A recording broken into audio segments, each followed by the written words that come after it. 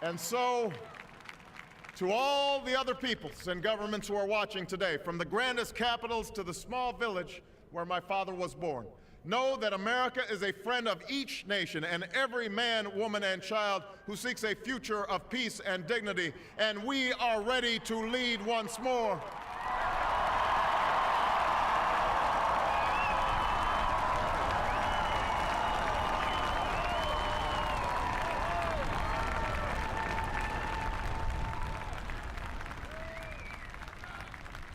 Recall that earlier generations faced down fascism and communism not just with missiles and tanks, but with the sturdy alliances and enduring convictions. They understood that our power alone cannot protect us, nor does it entitle us to do as we please. Instead, they knew that our power grows through its prudent use. Our security emanates from the justness of our cause, the force of our example, the tempering qualities of humility and restraint. We are the keepers of this legacy. Guided by these principles once more, we can meet those new threats that demand even greater effort, even greater cooperation and understanding between nations. We will begin to responsibly leave Iraq to its people and forge a hard-earned peace in Afghanistan. With old friends and former foes, we will work tirelessly to lessen the nuclear threat and roll back the specter of a warming planet. We will not apologize for our way of life, nor will we waver in its defense. And for those who seek to advance their aims by inducing terror and slaughtering innocents, we say to you now that our spirit is stronger and cannot be broken. You cannot outlast us, and we will defeat you.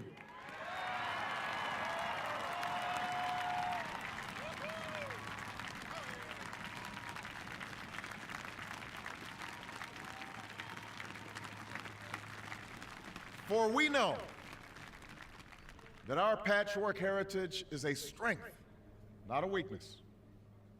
We are a nation of Christians and Muslims, Jews and Hindus, and non-believers.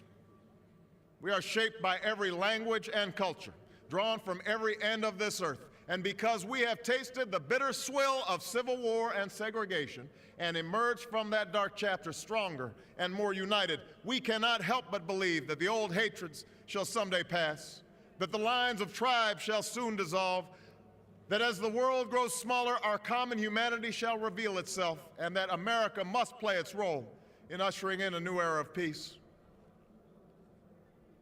To the Muslim world, we seek a new way forward based on mutual interest and mutual respect. To those leaders around the globe who seek to sow conflict or blame their society's ills on the West, know that your people will judge you on what you can build, not what you destroy. To those who cling to power through corruption and deceit and the silencing of dissent, know that you are on the wrong side of history, but that we will extend a hand if you are willing to unclench your fist.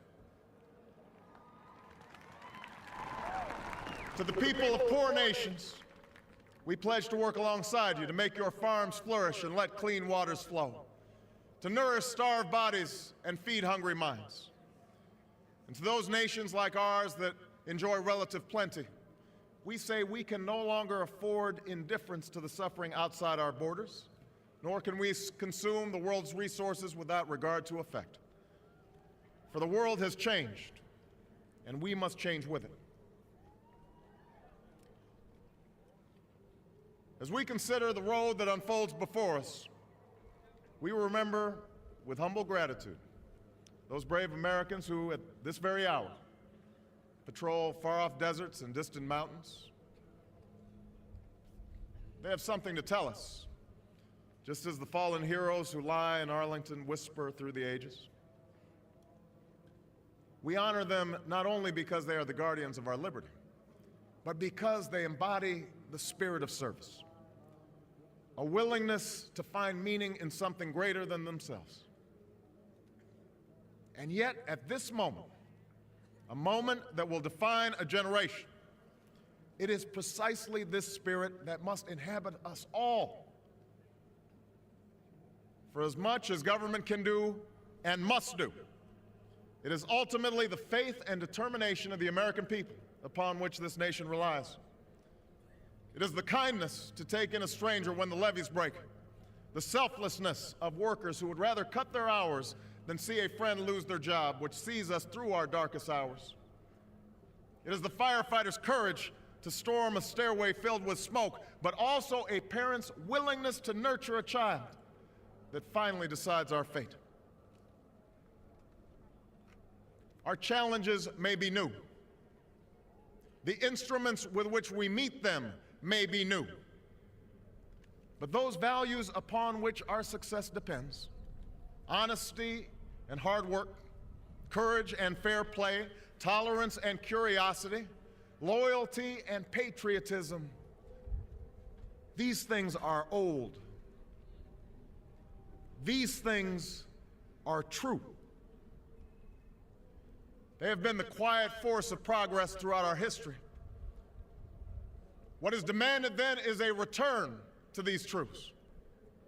What is required of us now is a new era of responsibility, a recognition on the part of every American that we have duties to ourselves, our nation, and the world, duties that we do not grudgingly accept, but rather seize gladly, firm in the knowledge that there is nothing so satisfying to the spirit, so defining of our character, than giving our all to a difficult task.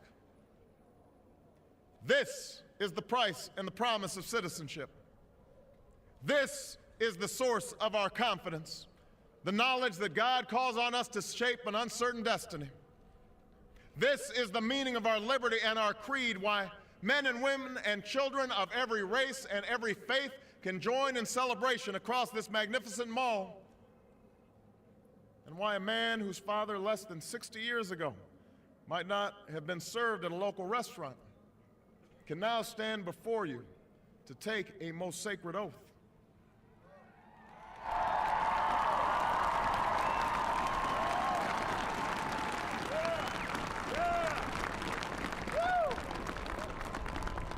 So let us mark this day with remembrance of who we are and how far we have traveled.